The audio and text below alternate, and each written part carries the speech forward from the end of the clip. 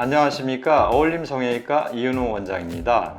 남녀 모든 연령대에서 가장 많이 가지고 있는 증상인 눈 밑 다크서클과 눈 밑 처짐에 대한 수술에 관심이 높아 이제 눈 밑 지방 재배치라는 수술 용어는 일반화되어 많이 알고 계신 수술입니다.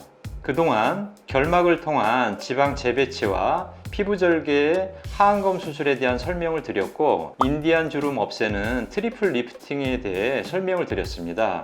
오늘은 인디안 주름 리프팅으로 설명드린 트리플 리프팅에 대해 자세한 설명을 드리도록 하겠습니다.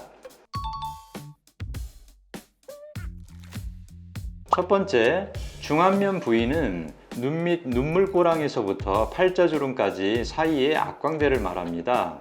악광대는 내측과 외측 두 부위로 나눠서 내측의 프리맥실라리 스페이스와 외측의 프리자이고마틱 스페이스 두 부위로 나누게 됩니다. 두 번째는 층별 구조는 피부 밑에 피하지방, 주로 광대지방이 있습니다. 그리고 지방 밑에 안륜근이라는 안면거상 시 스마스층이 연결이 되는 층이 있습니다. 그리고 안륜근 아래쪽에 안륜근하 지방이라고 하는 수프지방이 있습니다. 그리고 그 밑에 골막 위 지방이 있고요. 그 아래 이제 골막이 위치를 하게 되겠습니다. 세 번째, 눈밑과 중안면의 인대 구조는 굉장히 중요한데요. 일종의 이제 유지인대인데, 하안검 아래쪽에 눈물꼬랑 인대와 안화 인대라는 것이 있고요. 중안면에는 인디안 주름을 만드는 광대 피부 인대가 있습니다. 그리고 네 번째는 그 수프지방 리프팅에 대해서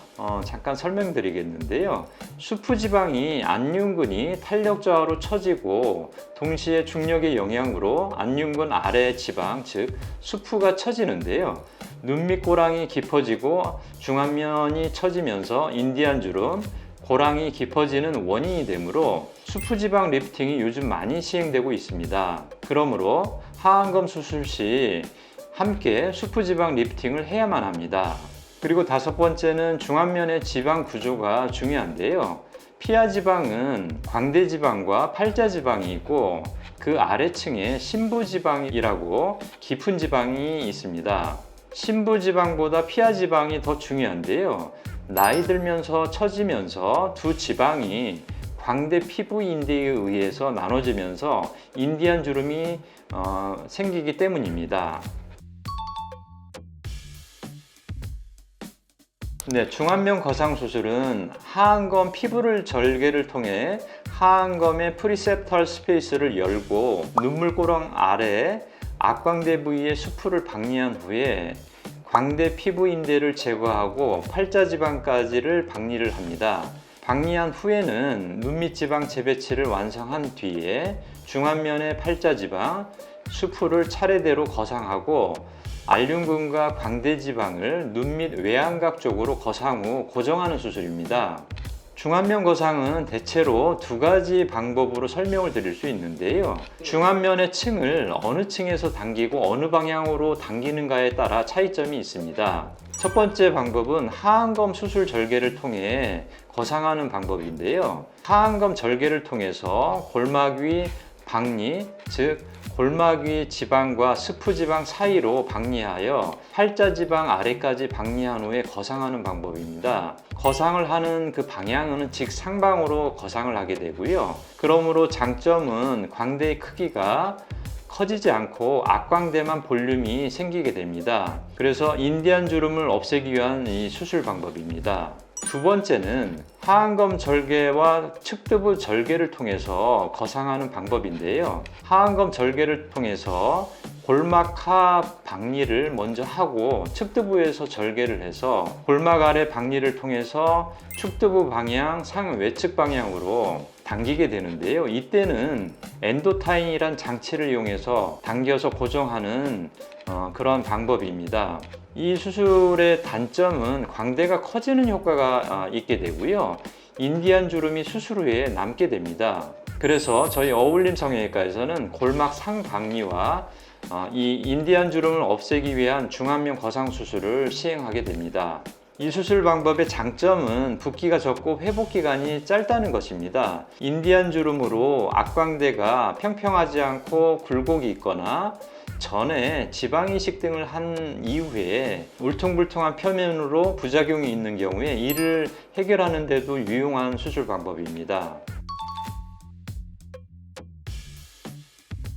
하안검 수술 시 알륜근이 리프팅이 되게 되고요. 그리고 메디알 수프와 라테랄 수프가 거상이 되고, 세 번째는 팔자지방의 리프팅과 광대지방의 리프팅되는 효과가 있습니다. 알륜근이 거상이 되면서 애교살의 볼륨이 유지가 되고요.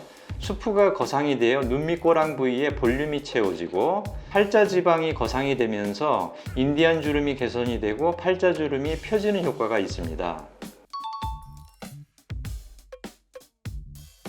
나이 들면서 눈밑이 근육과 피부의 탄력이 저하되고 중력의 방향으로 아래로 처지게 되면서 수프지방이 처지게 됩니다. 눈밑 지방인 안화지방이 악광대 쪽으로 내려가면서 눈물꼬랑이 깊어지고 아래로 내려가면서 V자 형태가 됩니다. 특히 광대 안쪽 눈물꼬랑 아래가 볼륨이 감소하게 됩니다. 수프지방을 같이 거상하면 젊었을 때 위치로 거상하는 것으로서 하안검 수술만 한 경우보다 눈밑 꼬랑이 볼륨이 생기고 눈밑 알륜근이 더 타이트하게 거상이 되고 눈밑 애교살이 더 자연스럽게 생기고 외반증이나 흉터의 합병증을 예방하는 효과가 있습니다. 그리고 기존의 하안검 수술의 결과에 부족한 부분들이 개선이 됩니다. 고랑의 재발을 방지를 하고 눈물꼬랑이 있던 위치가 올라가게 되고 악광대의 볼륨이 채워지게 됩니다. 그리고 인디안 주름이 개선이 돼서 볼처짐의 거상으로 팔자주름까지 개선되는 효과가 있습니다.